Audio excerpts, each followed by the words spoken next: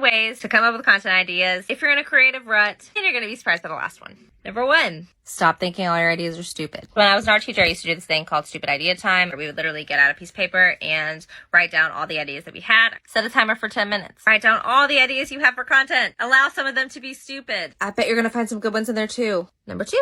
Twitter. I believe that all good jokes start on Twitter. If something's trending on Twitter in your industry or even outside of it, a lot of the times it can be a jump start to either a cool quotable or something that you can put over a screen. Even the way in which like educational Twitter threads are formatted can actually give you insight on how to best structure videos with hooks and the whole shebang. Number 3, memes. Can you make a meme into a video? Wouldn't that be cool? By posting the meme as a video if you want. But I really mean like, can you inhabit the essence of that meme on a video? Number 4, take a freaking break. If you've been creating, if you're sitting there and if you're racking your brain, go take a walk, listen to some music, vibe, do some shit you love, come back. I bet you're going to have more ideas. And if you haven't been getting like adequate sleep, movement, nutrition, make sure you're doing that. Tip number 5, scroll the For You page. But not for hours. Scroll 3 times. Those 3 types of videos, pick one and emulate that type of video for your own niche, even if it's really out of your comfort zone. For example, if you've seen role-playing videos where people are having a conversation, I hardly ever create content like that, but through this method, I created some posts like that and they did really well. Tip number 6, get into pop culture. Watch it.